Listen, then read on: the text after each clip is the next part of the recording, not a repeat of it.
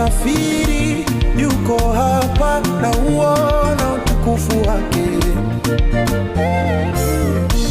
Yesu hajasafiri, yuko hapa na uona utukufu wake. Na uona